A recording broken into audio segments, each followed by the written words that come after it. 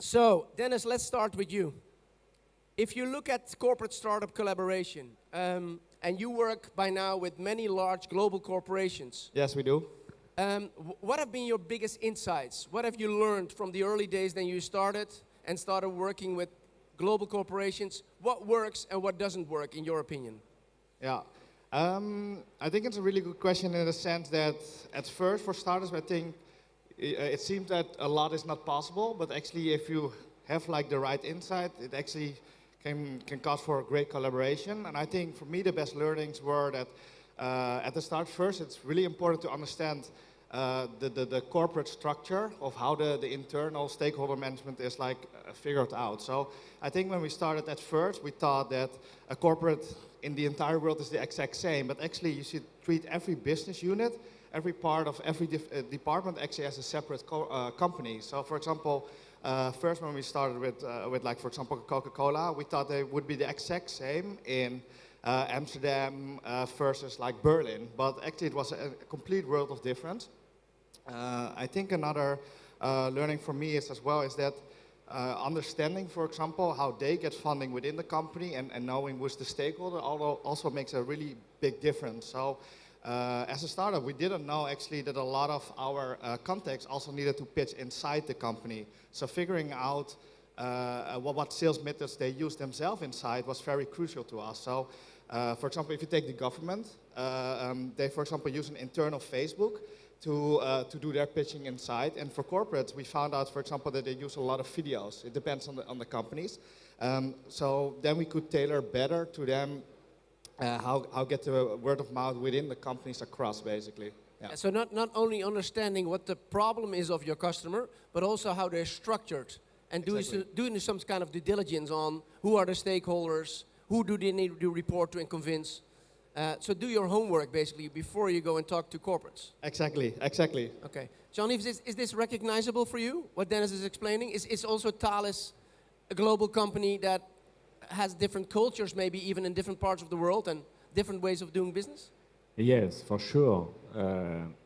A win-win collaboration between startup and corporate is also a question about the culture and how we can break this cultural gap between what is the culture of a startup and their ways of working and what is also the culture of a large group. It's habits and how we can manage to reduce this gap effectively and without a mutual understanding and mutual adjustment and believe that the adjustment that the corporate has to do to reach and to be able to performly work with startups is much more important than the adjustment the startup has to do also, because one of the interests for the corporates to work with the startup is more to change its habits, to go faster, and meaning to be more closer, to be closer than the way the startups works, than to continue to try to embark the startups in the way a corporate work naturally. So is this one of the reasons to crack this nut that Thales and you started 3 years ago a Cybersecurity Accelerator here in Paris to bridge that gap? Yes, it's one of these, the reason. The other reason is cybersecurity is an area where things are going very fast. Every day there are new threats occurring, and we need to accelerate the way we are innovating in this area in order to be able to win the race against the hackers. And meaning that this acceleration we need to do with startups because of their agility, because of their creativity. We can't have the good ideas alone. We need to work in an ecosystem, and especially in the field of cybersecurity. That's the first reason. And the second reason is we need to be sure that when working with startups, we need to offer them the best experience to do that. And assuming you are a startup, it's very difficult to penetrate a large corporate because there are many people. You don't know exactly who is the best entry point, but also assuming that you finally find the good entry point. Are you sure that the people you are talking to is the right person to handle, let's say, Exactly. collaboration in a most effective way? And that's why, let's say, launching an accelerator within Thales allow first to simplify the entry point for the startups, and secondly, to be sure for the startups that they could enter an organization which is really dedicated to work very efficiently with them. And does Thales have a business model behind it? We talked before and you mentioned, no, we don't take any equity. It's basically a service. What is the eventual goal and what is the business model for Thales to do this? There is 3 main goals. First, we want to accelerate our innovation. Secondly, we want to be a bit more disruptive in the way we innovate. And third, we want the collaboration with the startups help us to accelerate our own digital transformation. Meaning that we don't expect win money from the startup with this program. Our, let's say, payback is on our transformation and our innovation capability of accelerating our innovation. That's why everything is free of charge for startups. There is no fees to pay. There is no equity in counterpart to the support we offer to them. Okay. Dennis, if you look at the corporates that you've been working with and the collaboration that you're trying to establish with them, can you give us maybe 2 insights, 2 cases, very shortly, about a partner that you work with very successfully and a partner that you were not able to work with successfully, and what went wrong there? Yeah. So I think at first, there's a request from corporates to understanding now that some of the technology they don't have in-house. So in our cases, especially in the food and beverage industry, Coca-Cola, Heineken, Diageo, I think they really wanted to have a better understanding of their consumers. So what we do, we get insights out of images and we allow them to better understand their end customers by making sure they can serve them at the right place, the right location, and the right product. So I think what went really well for us in doing so is really trying to understand how they normally solve those questions before us in a non-digital kind of way, and for us to exactly nail like the language and kind of the point and the entry points and make it fit within their stories, you know. Then on the other hand, for example, we work in the cosmetics industry, the hairstyle like Philips, L'Oreal, present here, to help them understand like trends better, to understand their what is going within their industries, like hairstyle trends, these kind of things. I think things that can go wrong is when a startup or a corporate doesn't have a very clear idea of what they want. So, for example, from the bottom up or from the top, they hear like, let's do something with AI, but they actually don't know what they want precisely with it. So, I think what helped for us really is really think it out from an end-to-end solution and really trying to nail it down to the actual questions they have beneath, you know? So I think technology is just a way of a means to get there, but for as a startup, you should help translate it into something that corporates can understand, so beyond just the fancy word.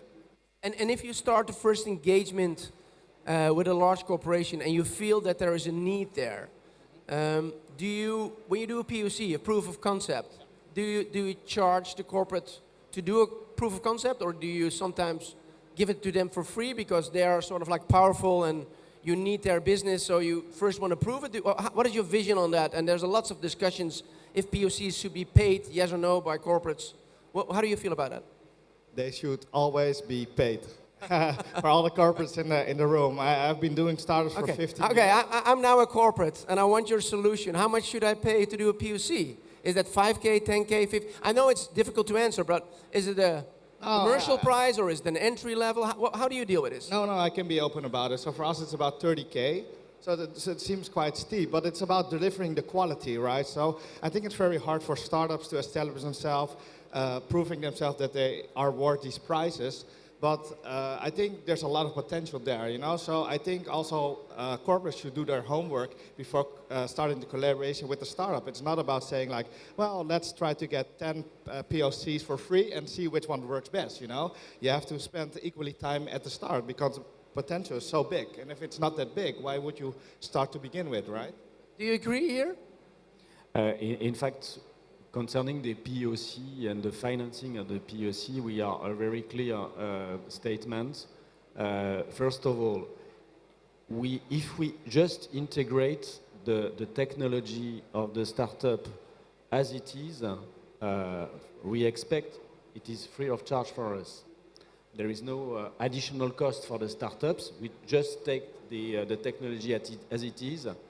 And if we do the integration with other technologies coming from, for instance, Thales or for other startups, because we did that, the cost of this POC, the additional costs are supported by Thales because Thales is doing the integration itself. But if there is additional work that the startup has to do in order to make this POC, then we finance. That's clear. So you operate also as a reseller of the technology of the startups towards your customers, or yes, you talk about integration? There are different, let's say, models. The most efficient one is when we sell the solution because we have access to the customers. But sometimes in the area where we think that there are, let's say, business opportunities which are outside Thales businesses, we can let the startups, let's say, commercialize the result of the innovation and the POC. Okay. So you've been working with startups for some years, and you have 3 years now, the accelerator. Can you share some insights with the audience on what you changed maybe in year two to year 3, on the learnings that you had in working with the startups in the accelerators? I mean, there must have been learning points in the first few years which you have to iterate upon. Learning points from season 1 and season 2 is basically that we need to personalize our offer and our support to startups because there is no, each startup has its own needs and expectation regarding what we can bring to them. And trying to develop an offer which is fit for all doesn't work. And we need to adjust for each startup and to customize. And at the beginning of the program, we spent a bit time with each startups to define what we call the development plan. In fact, it's a very, very simple documents, 2-page documents, where we agree on what they need, what are their objectives in the 6 months or 1 year to come, and then we agree on what is the best support that we can bring for them to achieve their objective. It's not our objective, it's their objective. And that's why the customization is based on that. That's the first, let's say, outcome from the 2 first seasons. The second outcome is about the POC that we done. In fact, what was our intention at the beginning is not only to work on a silo mode between Thales and each startup, but we wanted to leverage all the, let's say, hybridization, the possible hybridization, in order to build the most innovative and demonstrative POCs. That's why we combine different technologies coming from different startups in one single POC, which is very interesting. And we have done in season 1 3 POC with hybridization, and in the season 2 we have done also 2 or 3 POC hybridizing.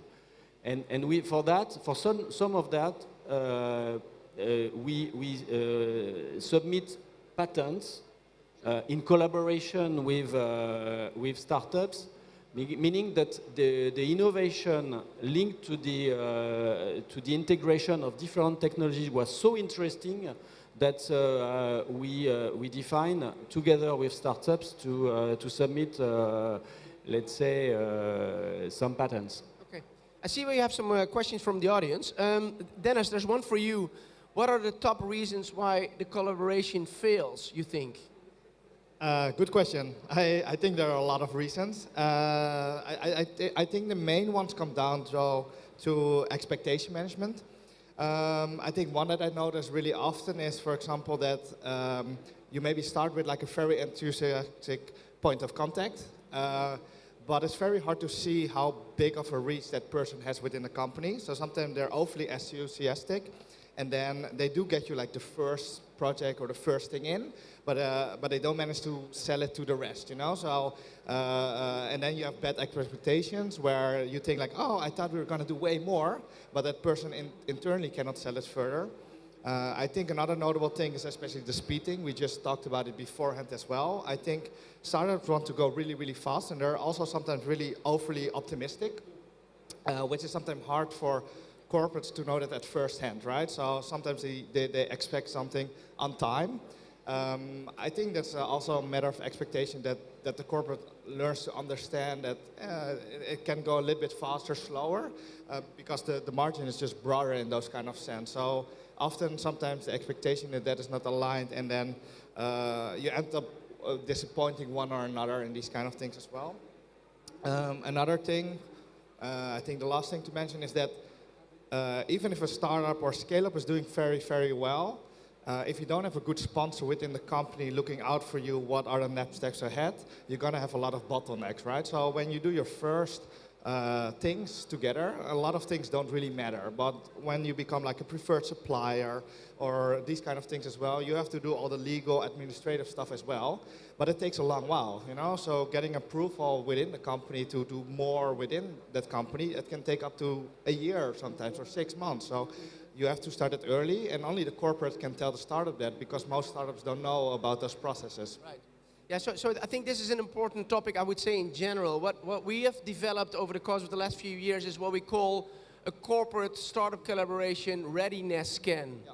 So it's basically a readiness scan. How ready is a startup or a scale-up to collaborate with a large corporation, and how ready is a corporate to be able to work with a small company like a startup? And what I've learned is that you have to have a few things in place, especially at the corporate side.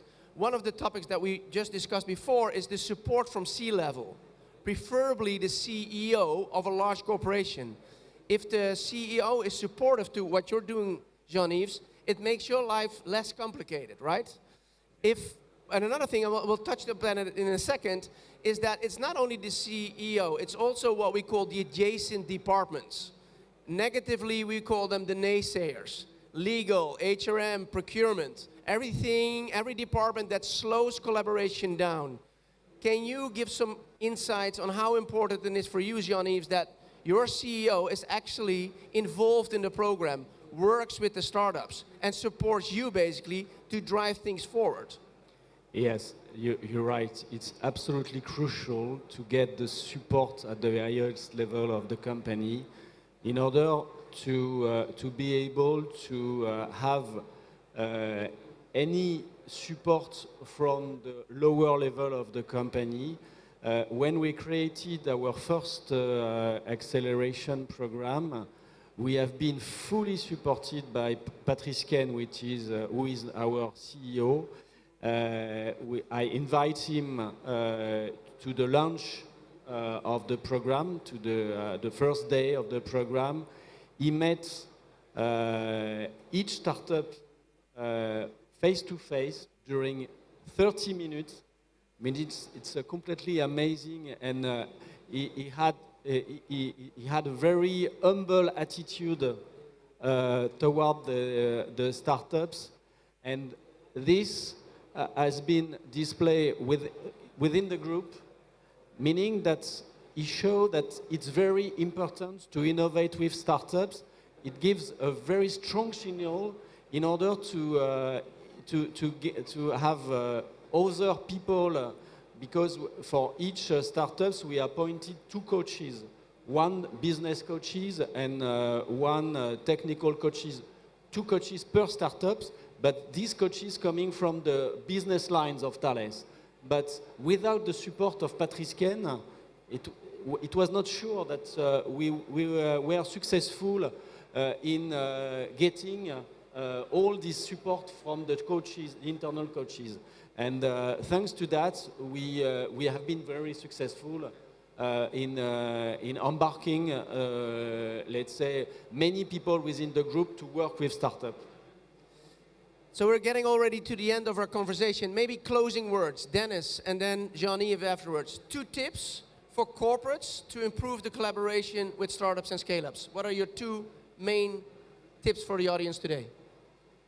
Yeah, really build the relationship. I think that's the most important thing. Listen really, really well on what they would like. You know, so think beyond what you're offering right now, but really think 1 step into the customer's mind. It seems very simple, but it is often what goes really wrong. You know, you think you have it, and then you don't push for that part. And I think the second thing is make sure you're prepped for when it's actually going out. Know your next steps as well. You know, it's very easy to think about the start, but think about the follow-up as well. Like, what happens when it is successful? Do you have the capacity? Do you have the right things in place to make the most out of it? And yeah, just really go for it. I think there's a lot to be gained in startup collaboration. Right. Thank you. Jean-Yves, 2 tips for startups Yes, to collaborate better with corporates? First of all, I think the startups need accessing the markets, and they need to join the adequate accelerator, the accelerator that then can give them the best, let's say, support adapted to where they are at the moment, what they need most, and after that, I think if they select the right accelerator during at the right moment, they could be beneficial for them. Merci beaucoup. Please give them a big hand.